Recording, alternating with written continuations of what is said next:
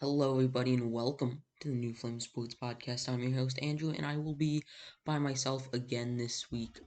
If you remember a few weeks ago, I was alone. This week, I'll be alone again because Kareem and Dean are actually in Canada right now.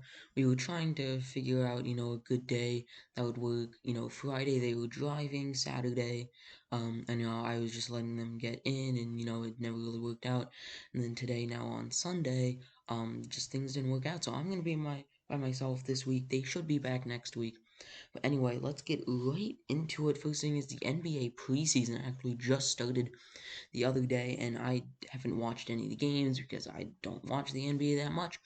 But anyway, I just want to congratulate the league and, Adam Silver, the commissioner, for putting on another season. And, I think the NBA has actually handled COVID the best out of any of the major sports. I know hockey handled it pretty well, but we all know what happened with the NFL. That's a mess.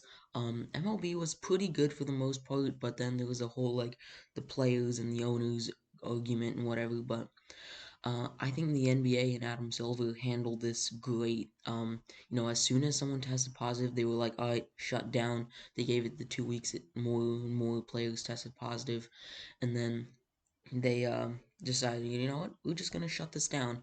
And I think that was really the good move to do for not only the league but the country, and um, it was just a good step in making sure that they took that extra step. So anyway, back into the sports that I'm more comfortable with. We have the NFL Week 13 recap. Starting off with the games that I watched, I only really watched two games this week. I was gonna watch the Titans and Browns game, which I was really excited for, but we were decorating for Christmas. Happy holidays to anyone out there. So we decided to put on a Christmas movie.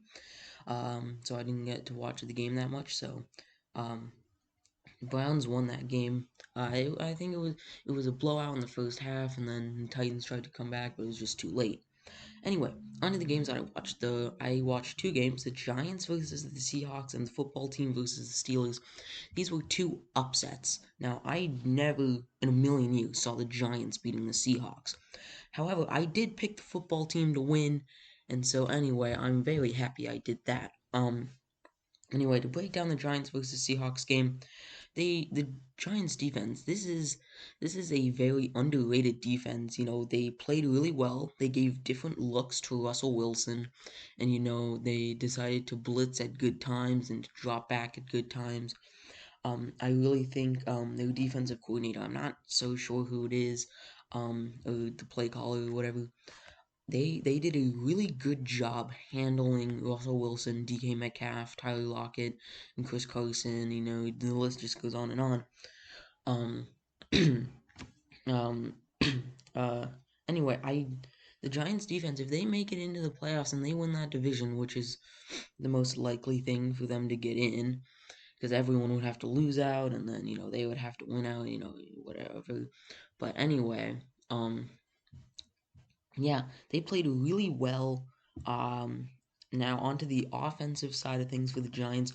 Wayne Gallman had 135 yards. Granted, it helped out that he had that like 60-yard run in the third quarter. Um, Alfred Morris, their backup running back, played really well. Two touchdowns, one rushing and one receiving. If I had to give the game ball, I'd probably give it to him.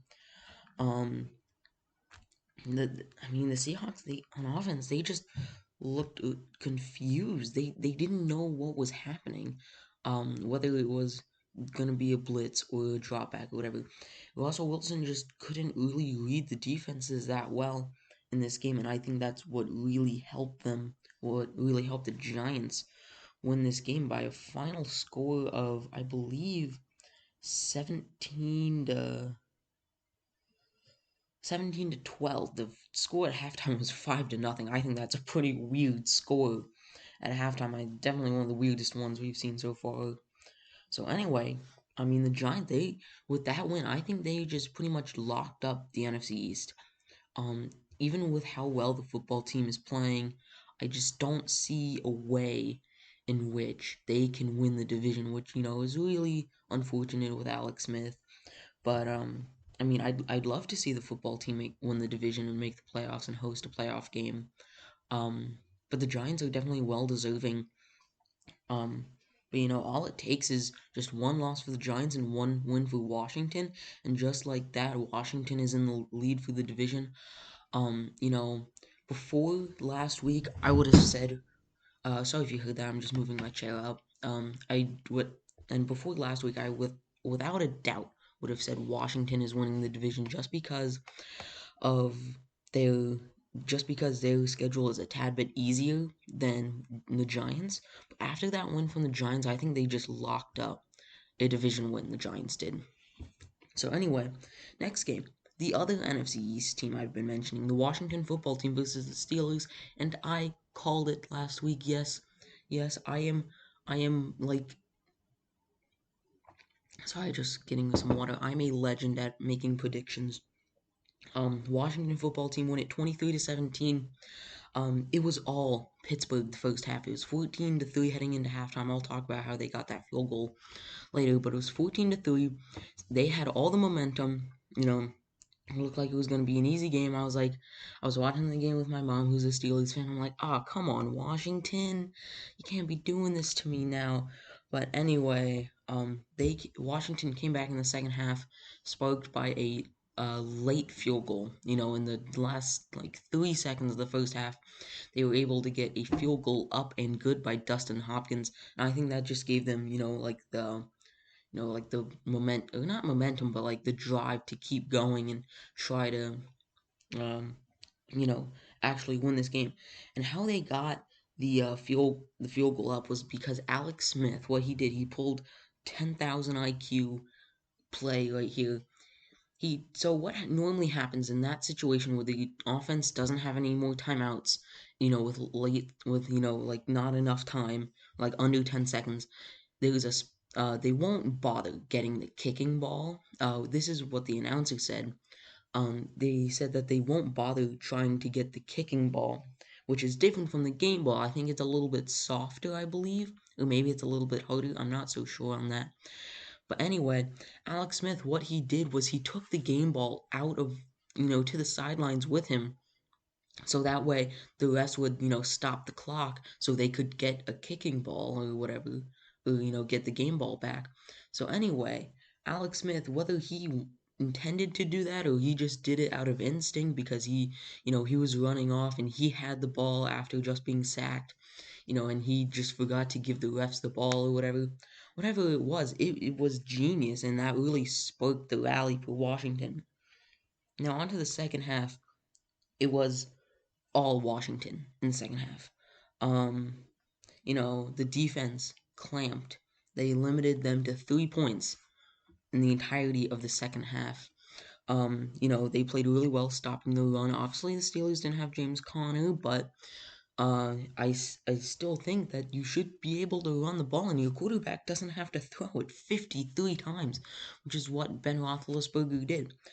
Um, I really think that if Washington wins the division, they're gonna have to play, like the 5 seed, which might be the Seahawks, might be the I don't know who else it could really be. I'm trying to think, because the NFC North isn't that. Could be the Vikings, I guess, but it would most likely be either the Buccaneers or the Seahawks. And to be quite honest with you, I like their chances versus both of those teams. Tampa Bay, they have not been able to get their stuff together this year. It just hasn't worked with Tom Brady, and it's just been a flop, and it just doesn't look like Tom Brady is able to lead that team. And then for the Seahawks, we've all seen what's happened, after they stopped letting Russ cook or whatever. They should go back to that. It was working. They were winning games. They were winning the division. Now they're like 2 games, they're like 1.5 games back of the division because of the Rams win the other night, which I will talk about later. Um, you know, I just don't. I just think that if Washington wins the division, they have a shot at winning one or maybe even two playoff games. Now, I don't see them beating the Saints. I don't see them beating the Packers, but they could beat the Rams, the Seahawks, the Buccaneers, the Vikings, whoever. I think they would be able to win that first round. The second round, it might be close, but if they have to, but if they play, maybe the Vikings pull off an upset versus the Packers, and then they have to play the Vikings in the second round. I think that would be an easy win, and then boom, just like that, they're in the conference championship. A team that is probably going to be right at 500, might be in the conference championship, if that makes any sense. Like, that's just bewildering to me, that even though their record is pretty bad, they play like a really good team. They showed it versus Pittsburgh this past week. Um, some notable injuries is uh, that happened was uh Antonio Gibson. I couldn't think of his name for a second, even though I have it right here in my notes. He got turf toe in, like the Washington's first drive. That is a big blow. He is out this week. Um, but anyway, he's out this week. However, Peyton Barber actually played pretty well. If you remember, the first few weeks, like the first, like I'd say around like 8 or so weeks, they didn't know what was happening at the running back position. One week it was McKissick, one week it was Barber, one week it was Gibson, the other week it was back to McKissick, then to Gibson, then to Barber. They just couldn't figure it out. But now Gibson has really taken over that starting role, and now with him out, possibly 1 or maybe even 2 weeks, they're gonna have to rely on Peyton Barber and J.D. McKissick to be the lead backs. Now, J.D. McKissick is not a running back. He is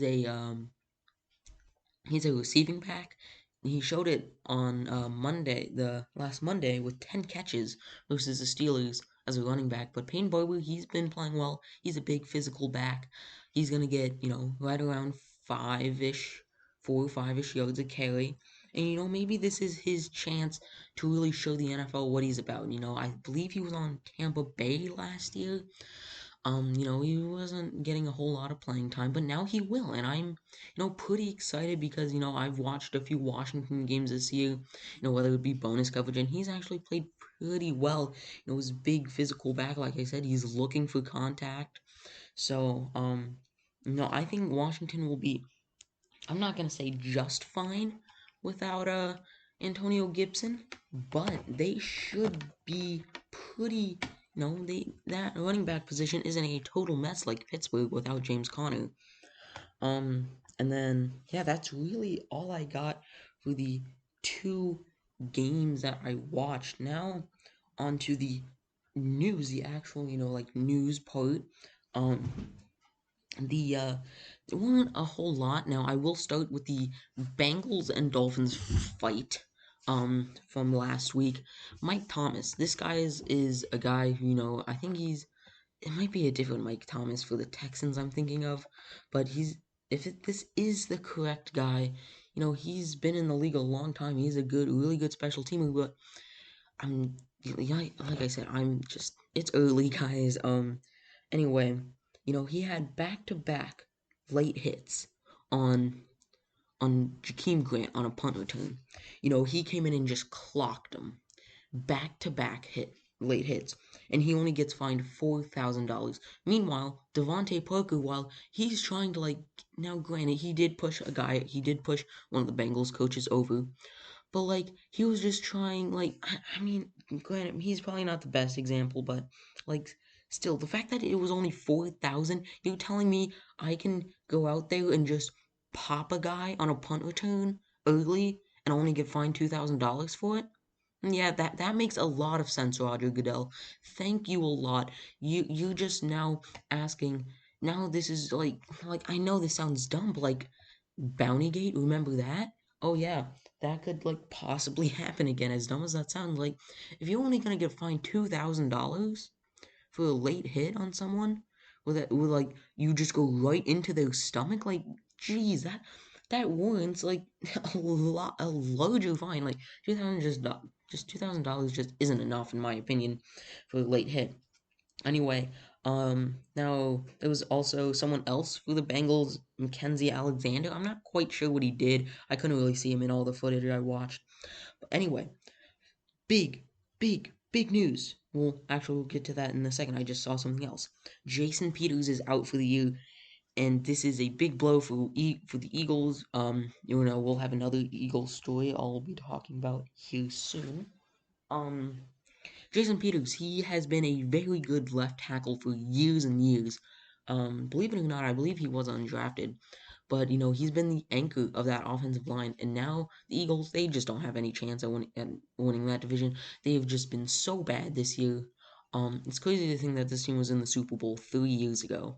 But anyway, like I was saying, Jason Peters, this is not good for the Eagles. He's old. He just he's still producing at a high level, but he's not the same as he was. And as much as I hate to say it, I think this might be the end for Jason Peters and his career.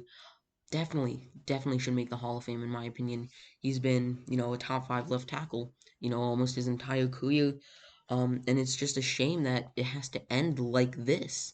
Um, you know, Hopefully he comes back, and gets to live the rest of his life, and have a good life. He's still, in his 30s, probably late 30s, but still, I just hope that he gets back healthy, and maybe if he wants to play another year, that will definitely, that's definitely a possibility, but I'm just not so sure about it.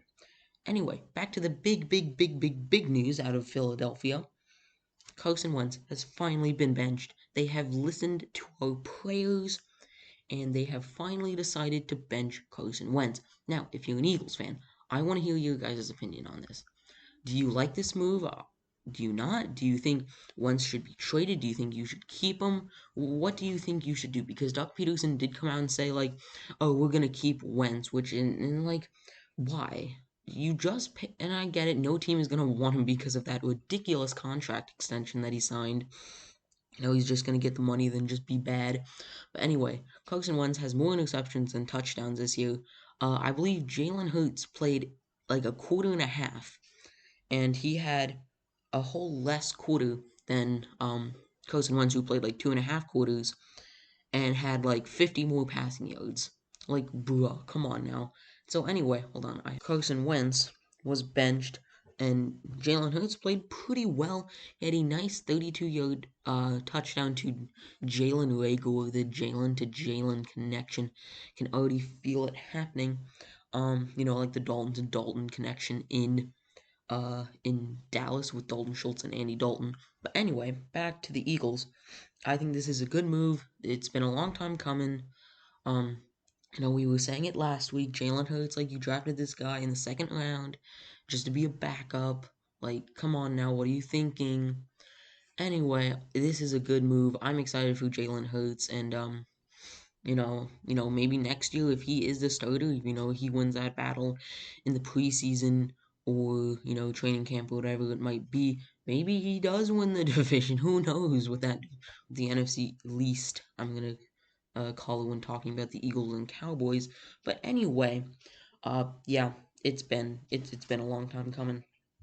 Now, um, to the top performers of Week 13. Quarterback Josh Allen, 375 yards and 4 touchdowns. You may say Baker Mayfield got snubbed. I'm sorry, Cleveland Dean. But anyway, I just feel like Josh Allen put up the better performance against a better defense. Granted, they didn't have Nick Bosa. They don't have Solomon Thomas. But they still had Fred Warner. Richard Sherman played. Javon Kinlaw played. Uh, you know. But anyway, I think Josh Allen just played a better defense, and he had better stats. Like, granted, Baker Mayfield did add a reception, but anyway, but that doesn't really matter as we're talking about passing stats. Um, but yeah, Josh Allen, 370 yards, 5 yards, and 4 touchdowns led me to a fantasy win last week. So thank you, Mr. Allen. Running back number one, we have Aaron Jones, who had 15 carries for 130 yards and a touchdown. Granted, it helps that he had that 77-yard touchdown run. That was a beautiful run by Aaron Jones. If you haven't watched it, go look it up on YouTube. It was a beautiful run by Aaron Jones. Anyway, yeah, Aaron Jones played really well. Did not add a whole lot in the passing game. I think it was like 3-ish receptions. But anyway, Aaron Jones, the running back, won this week. And then the running back 2, we have Ty Johnson from the Jets, who blew a 5-second lead. I forgot to talk about that in the news section.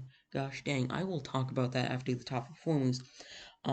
Yeah, Ty Johnson, for the Jets running back, had 22 carries for 104 yards and a touchdown. He had that late touchdown, which everyone thought sealed the game, but it did not. Um, Ty Johnson, Frank Gore might be out this week. I think he's playing, but I'm not so sure on that. Um, okay, anyway, he will probably start over Frank Gore, even if Gore does play. He played really well last week, and, so yeah, Ty Johnson deserves the number 2 running back spot.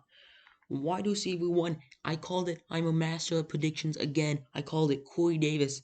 If you roll the tape from last week, I said Corey Davis was going to have a big game, and that's exactly what he did. 11 receptions, 182 yards, and a touchdown. Like I told you, they were going to be focusing on A.J. Brown, which leaves Corey Davis open for, get catches, and that's exactly what he did. If you had him in your fantasy lineup, kudos to you. You probably won. Another guy that if you had in your fantasy lineup, you probably won. Devontae Adams, catching Aaron Rodgers' 400th career passing touchdown. Had 10 receptions for 121 yards and 2 touchdowns. Another great week, another multiple touchdown week. I mean, as long as Aaron Rodgers and Devontae Adams coexist in Green Bay, both will be Hall of Famers at one day. I mean, Rodgers is already a lock, but I think if Davante Adams can keep this going, maybe the Packers don't need to draft a wide receiver. He's still getting double covered, and he's still putting up numbers like this, 121 yards a game.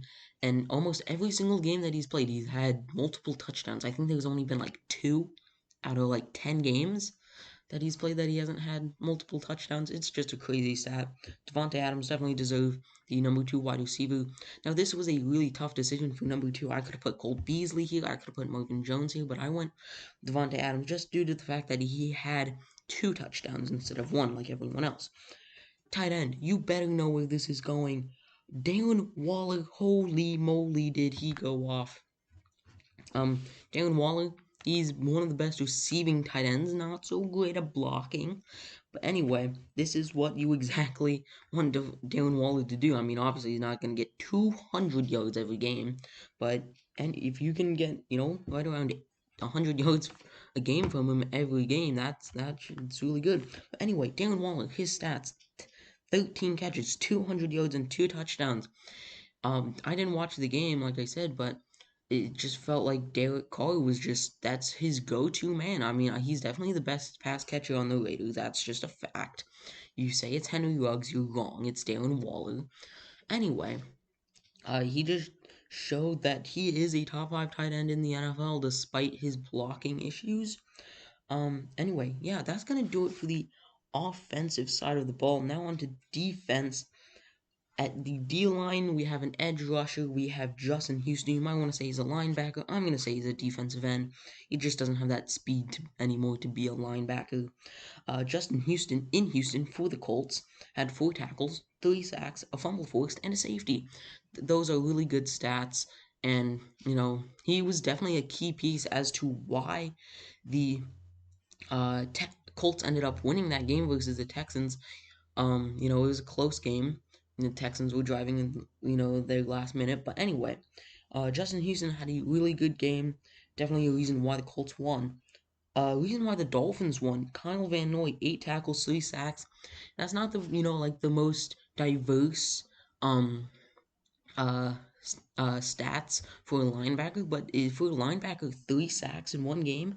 As a linebacker, you're maybe gonna get 5, 6-ish sacks a year, and if you get 3 in one game, that's like almost half of what you think you're gonna get. So Kyle Van Noy was just disrupting Brandon Allen and the other quarterback. I think it was Ryan Finley, yeah, who came in for the Bengals. That entire Miami pass rush just made life miserable for the Cincinnati quarterbacks. Now secondary, I was looking, they weren't, like, it's not like one guy had like three interceptions or something crazy like that, but I decided to give this to Troy Hill. Eight tackles for the, Troy Hill for the Rams, by the way. Eight tackles and a pick six. I think he was definitely a reason why the Rams won, because, without that pick six, maybe the Cardinals score on that drive and then they win. But anyway, Troy Hill definitely deserving of the top performer at the secondary positions, cornerback and safety. Um, Also, one more news that I forgot to bring up that I said I would talk about. Greg Williams for the Jets defensive coordinator has been fired.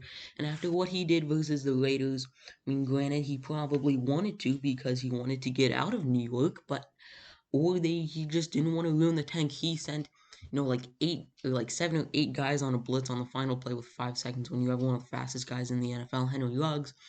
He just burned a man, as some people, like to say Henry Ruggs go fast. Anyway, Henry Ruggs certainly did go fast on that play, and that was the reason why Greg Williams was fired from the defensive coordinator position from the New York Jets. Now, on to the marquee matchup of the week, and we promise it's not going to be like this every week where our favorite team gets it. Um, I Chiefs Dolphins. This Chiefs at Miami Dolphins. This I think is definitely deserving of the marquee matchup of the week. We have two teams coming off, pretty ugly wins on offense. Everyone thought that those two games were going to be blowouts. They were not. 12-point game and I believe an 11 or 9-point game respectively. Um. Anyway, back on to the notable things for this matchup. We have injuries.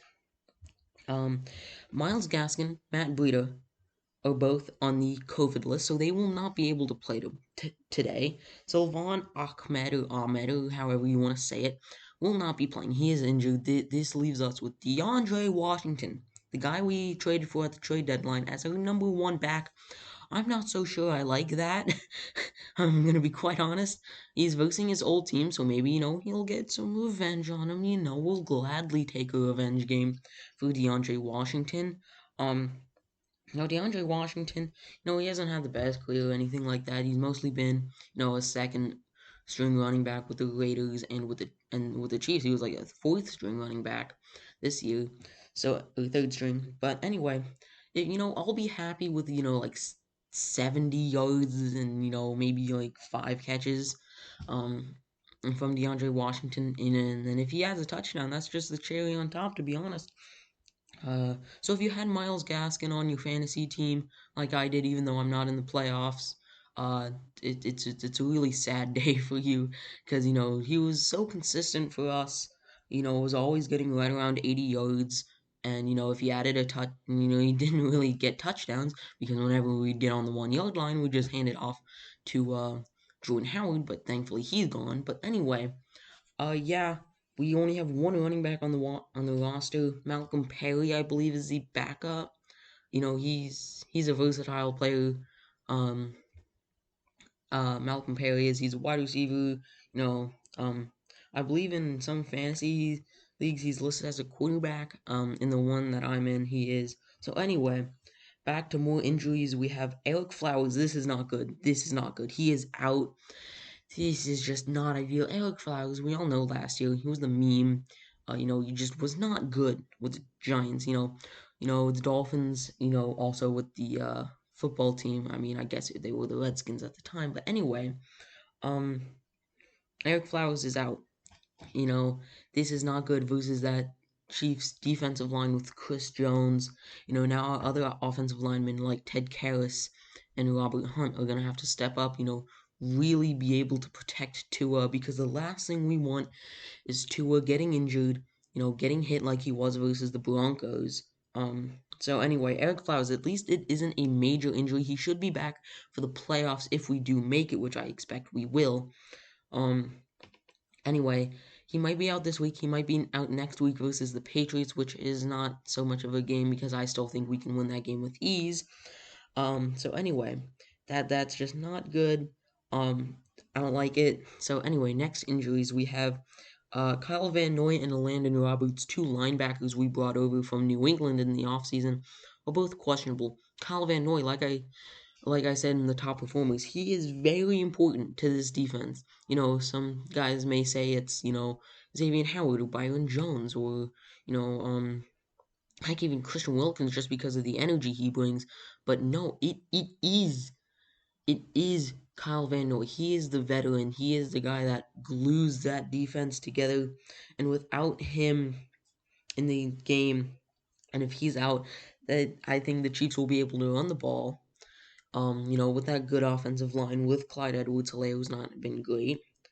Um, Anyway, Kyle Van Noy, we're going to need him if we want to win this game versus the Chiefs, which I am actually able to watch. I'm very excited. I normally don't get to watch the Dolphins game, but since the Pats played on Thursday, and then the Jets, I believe, play at 4:25, um, I get to watch the Dolphins game, so I'm really excited. Kyle Van Noy is a top 10 middle linebacker. We're going to need him. Landon Roberts, if Van Noy is out and he's in, he'll be a nice replacement for Van Noy. He's nowhere near how good Van Noy is. But anyway, he'll be a decent little replacement. Luckily, no suspensions were handed out for the fight in the Bengals versus Dolphins game last week. Parker, Wilkins, Ogba, who was also fined. Matt Collins will be able to play. So anyway, luckily no suspensions, or else then we really have no chance. And now for Kansas City, no injuries per se. There was like a linebacker the second string linebacker that's out, but the main injury is Tyrann Mathieu is questionable, and I believe if Tyrann Mathieu does not play, the Dolphins will win this game. Don't at me right here. If Tyrann Mathieu is out, the Dolphins will win because here's my reasoning: that without Tyrann Mathieu, that makes the secondary look weak, extremely weak. I that leaves, like Charvarius, I don't know how to say it, Charvarius Ward. He's a decent cornerback, I guess. But they other than that, they don't really have much in the secondary. They do have Daniel Sorensen, who's decent. He's not the greatest, not the worst. Their other safety position, I'm not even sure who that is. Um, Corners aren't the greatest to start with. So anyway, with Devontae Parker probably going to be up against Charvarius Ward, like I said, that leaves Jakeem Grant, on their second corner, and then honestly they might put a cornerback on Mike Gesicki. He is that athletic of a tight end. Um, or they might put a safety, maybe because I don't think if you put a linebacker you'll be able to beat him. But anyway, uh, I really think that I just really think that if Tyrann Mathieu doesn't play, the Dolphins will win this game. So anyway, that's it for the injuries. A good amount for the Dolphins and not so much for Kansas City. Now onto we're gonna have two more parts to the marquee matchup. Keys to the game for Miami on offense. It's gonna be um uh, it's gonna be um, it's gonna be to keep what worked last week, which was the semi up tempo kind of no huddle. I think that is what our offense needs to shift to now with Tua, because everyone was saying like, oh, the Dolphins offense doesn't have an identity, they won't make it far in the playoffs. They don't know what they're doing. They're just out here winning games because of the defense. But no, if we can continue this up tempo, semi no huddle offense, we can be taken seriously. Um, you know, we're not a top 10 offense by any means. We're not up there with the Chiefs. We're not up there with the Bills or anyone like that. But we have a top 3 defense and, probably a top, right around 15 or right around average, maybe slightly above average offense. And if we can keep doing what we did last week versus the Bengals in the second half, that really gives me confidence that we will be able to win this game. And on defense, it's gonna be getting pressure on Patrick Mahomes and also keeping him off the field. I guess that kind of has to do with the offense, but getting pressure on Mahomes, that's gonna be very important. Um, Hitting him, putting him down, sacks. Um, Obviously, don't want any roughing the passer calls, but anyway, I think that's going to be very, very important that if we can get pressure, make him make mistakes, throw it into double coverage, with Xavier Howard in a safety or Byron Jones in a safety or anything like that. I really think that the Dolphins will have a chance to win this game if they can get pressure. Now, for Kansas City on offense, it has to get out to a fast start. Miami has been a second half team this entire year. We saw it last week against the Bengals again. So if they can get out to a fast start versus this good Miami defense, they will have a really good chance, and I won't feel comfortable, if they score 20 points in the first half. If we can limit them to, like 14-ish in the first half, that would make me feel really comfortable, even if we only score, like 10, in the first half. If it's 14 to 10 at halftime, I will be very happy. So anyway, the keys to the game for Kansas City on defense is going to be also get pressure on rookie Tua Tagovailoa. Make him make some bad throws. Make him throw his first career interception. Hopefully, I did not just jinx that. Anyway, it's gonna it's gonna be get pressure on him, just like Miami needs to get pressure on Mahomes. You know, um, so anyway, that's really it for the keys to the game. And now a new thing, two more key matchup again is the secret weapons for the teams for Miami is gonna be tight end Mike Gesicki. Now you may be wondering, like, I know who that is. He's a pretty solid tight end, but he sometimes gets slept on in that offense, and his chemistry has been improving every game with Tua, unlike Devontae Parker, unfortunately. Anyway, but Mike Gesicki, he is a guy, when he's getting targets, we all saw what he can do with Ryan Fitzpatrick, what he did last week versus the Jets or Bengals. Um, so anyway, like I said, his chemistry with Tua has been getting better, and if he can, and if you just on one-on-one coverage, if you just lob it up, he can make some contested catches, which we saw last week on his touchdown. Mike Gesicki, with if Tyrann Mathieu doesn't play, up the seam, up the middle, he's gonna be open. If Tua can just make the throws to him, that gives me a lot more confidence I will be able to win this game. Now for Kansas City, Clyde Edwards-Helaire, yet again, you may be wondering, like, hey, I know who that is. This is the 32nd overall pick. But anyway, people sometimes forget about him in that offense with Tyreek Hill, Travis Kelce, Patrick Mahomes, and even McCole Hardman. Sometimes people remember him over Clyde Edwards-Helaire. But if Van Noy doesn't play, and we can get pressure with Ogba, with Wilkins, with Lawson, you know, um, Clyde Edwards-Helaire, he'll be able to come out of the backfield, make a few get catches, make a few guys miss, and if that happens, I am very scared for our chances to win if Clyde Edwards-Helaire, if they finally find a way to get him involved in that offense. It will be a nightmare for the Dolphins. Anyway, that's really gonna do it for the marquee matchup of the week. Next, let's head into game picks. We have the Cardinals and the Giants. I'm actually gonna go with the Giants on this one. Coming off that win versus the Seahawks, they have just all the momentum on this planet right now, and versus the Cardinals, who is a team who's been struggling like heck recently. Kyler Murray has not been playing well, like back when he was considered as an MVP candidate. He's no longer an MVP candidate, in my opinion. But the New York Giants, they have a chance to, really cement themselves to win the NFC East. Next, we have the Vikings and Buccaneers. These are two teams that are trending in opposite directions. Bucks heading down, Vikings heading up. I think it's really gonna depend on how well Dalvin Cook can play versus, that pretty solid Tampa Bay defense with Jason Pierre-Paul, Devin White, Levante David, in the front seven. But I this is a really good game, and I wish I was able to watch it, but I can't. Anyway, I really don't know because I want to say to the Buccaneers because of Evans and Brady and Gronkowski and Godwin and Antonio Brown. But at the same time, they have been struggling mightily recently. I really don't know who I'm going to give this one to. I'm just going to take the Buccaneers. I have more. I don't know because I don't have enough confidence in them. You know what?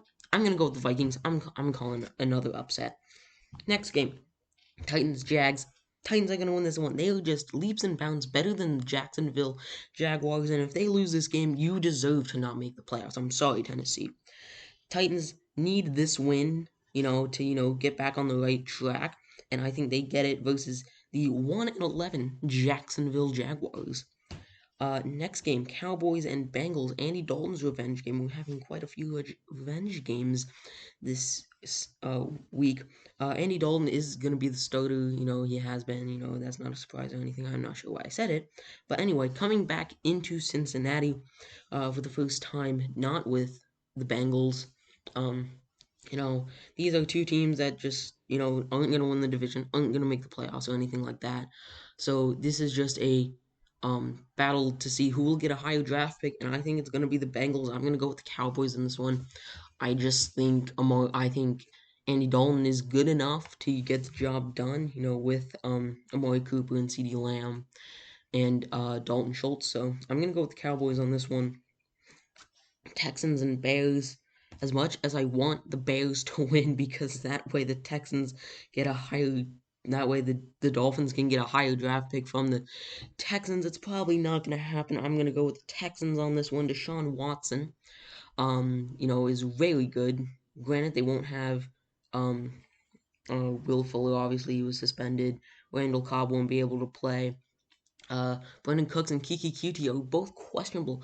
So now, here's the thing: if Brandon Cooks and Kiki Cutie play, Texans win without a problem. However, if they do not play, or even one of them plays, it's going to be a closer game, obviously, but I would still go with the Texans. I think the Texans are just a much better team than the Bears, even though the Bears have a very good defense.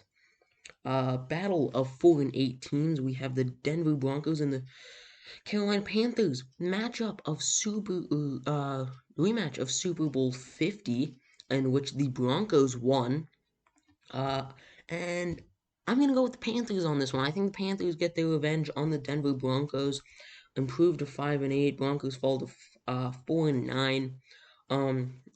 I just think the Panthers, if they weren't in the NFC South, they'd be a lot better. I just feel so bad for Teddy Bridgewater. He is signed with the best, with like one of the best divisions in the NFL. You know, so uh, you know, Panthers, they are a lot better than 4-8. And I think they're gonna show it today with a win over the Broncos. Um, Bad defense. Uh, in this next game, we have the Jets and Seahawks. Seahawks, they need this one to get back on the right track after losing to the New York Giants. I mean, you're playing an 0-12 team. I mean, they probably should be 1-11 right now. But anyway, the Seahawks, they need this win. They're gonna get it, and it's gonna, hopefully put them in the right track to, keep going and get better, and kind of find that groove before the playoffs again. Next game, Colts and Raiders. This is going to be it's going to be close until the end. I think the Raiders just are not built to play good defenses. So that's why I'm going to go with the Colts. I think it's going to be a close game until the end. Like I said, when the Colts, they make a few defensive stops, they get, a few field goals or a touchdown here and there, in the last, 10-ish, 5-ish minutes of the game. So I'm going to go with the Colts on this one with the win. Next game, Saints and Eagles. We have Jalen Hurts' first career start. Like I said, so excited. I'll be watching this game. Saints win this game, move to an 11-2, which is very important. They're right there with the Packers. For uh, that number 1 and 2 seed in the NFC, and the Saints are gonna really need it. Taysom Hill won't be playing. Taysom Hill will be the starter this week and probably next week, as Drew Brees has not fully recovered from that collapsed lung and injury that he suffered about 5 weeks ago. Yeah. I'm gonna go with the Saints on this one. Their defense has found a groove recently, and I think they're gonna be able to disrupt the dismantled um, Eagles' offensive line. Next game, battle of 5 and 7 teams. Washington football team and the San Francisco 49ers. Who thought just a year removed from being in the Super Bowl, the 49ers would be 5 and 7? Granted, no one saw the injuries coming or whatever. But anyway, I think the football team wins this one, moves to 6 and 7, and it doesn't help that I also picked the Giants to win. They'd also be 6 and 7. So, but if the Cardinals do find a way to win, I mean, I think I'm not gonna say find a way to win because they could easily win that game. But if the Cardinals do win and the football team wins, then the football team would be in first place in the division, which is good enough for a playoff spot at 6 and 7 as of right now. But anyway, football team should win this one. A very good defense, a good pass defense versus a bad passing team, and then a pretty solid rushing defense versus a pretty good rushing game in the 49ers with Raheem Mostert. I think it'll be I'm not gonna say close game, but I'm gonna go with the football team here. Falcons and Chargers, battle of the choke off here. The Falcons and the Chargers, we all know 28-3, and then the two games earlier this year with the Falcons, with the Cowboys and the Bears game. Chargers, two games that they probably should have won early on in the season, could easily be 5 and 7 right now, but they are 3-9 and they have been eliminated from the playoffs. So anyway, I really don't know who to go with here. This is gonna be a tough game, but I'm gonna go with the Chargers, even coming off that 45-0 loss versus the Patriots. Um, I just think that they're the better team. Their defenses are both not great, but I think the Chargers do have the slight edge in terms of defense. So I'm gonna give it to them. Next game, Packers and Lions. Packers. It's going to be a blowout. Kenny Golladay is not playing again. DeAndre Swift is questionable to play with an illness. And the Packers just are too good. We all saw what the Packers did like week 1 or 2. Jeff Okuda just got absolutely destroyed by Devontae Adams for the Packers. So anyway, Packers are going to win this one with ease. Move to 10-3. Doesn't help that the Saints also won, so they won't move ahead or into first place for the NFC. Next game, Steelers Bills. Bills are gonna win this one. Yes, the Bills. Versus an 11-1 team. Bills are 9-3. I don't now if the Dolphins win and the Bills win, not good. But if the Dolphins win and the Bills lose, good. We're both 9-4. 9-4. Bills would still be in first place. But then that gives me a lot more hope that the Bills have the Pats, Jets, and Dolphins all remaining. They could lose. I think they would beat the Pats and Jets. Anyway, we'll get into that next week. Bills are gonna win this one versus the Steelers and move to 10-3. Man, the Bills at 10-3. Monday, last game of the week, we have Ravens and Browns. I'm gonna go with the Browns, even though Lamar Jackson came back last week and played well. Finally, maybe he just needed a break. Maybe COVID really made him hit the reset button. Rethink what he wants to do. Work on his throwing ability. Granted, he didn't have to throw the ball a whole lot versus the Cowboys, but he sure looked like MVP Lamar Jackson on the ground last week. So that's going to do it for the NFL portion and the game pick and the marquee matchup and all that. So now let's head on over to the MLB. Okay, now onto the MLB. The only real news was James McCann signing with the Mets. And now I really, really like this deal by the Mets. 4 years, around $40 million, $10 million a year. And, you may say that's a little bit overpaid for James McCann. But when you're Steve Cohen and you have all that money, $2 million extra isn't going to hurt you. I think they just wanted to overpay a little bit so they could get their man who they want at catcher. James McCann, he's not the best defender, definitely, average, I would say, at defense, but hitting is where he got all his money from. He, Wilson Ramos just wasn't cutting it behind the plate for the Mets. he was, not even a good defender. At least James McCann is, about average at defending. But anyway, here are James McCann's stats. I'm going to read them off, and then I'm going to, really break down this signing. 2020, honestly, only 60 games, so take this with a grain of salt. 289, 360 OPS, 30 to 8 strikeout to walk ratio, 7 home runs and 15 RBIs. And you may say only 7 home runs and 15 RBIs. Well, he mostly batted like 7th in the lineup, and he was a backup catcher, so he didn't even play every day.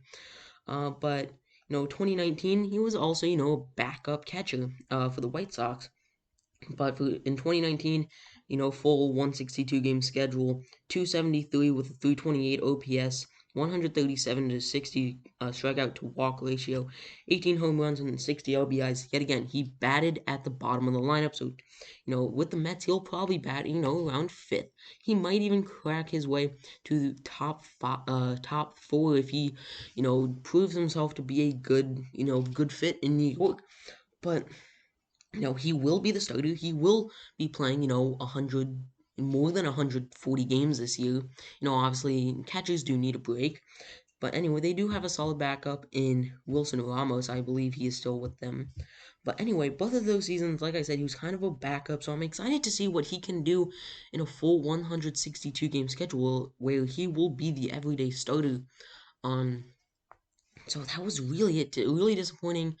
Nothing really happened at the winter meetings, so I'm really expecting free agency in the MLB to start heating up here in the next week or two. Probably I wouldn't say the big dominoes are gonna fall like DJ LeMahieu, Liam Hendricks, JT Realmuto, or Trevor Bauer, anything like that. Those signings all give about 3 to 4 weeks. Um, you know, you know, if they decide to sign on Christmas, that would be a very nice Christmas present to whatever team signs them.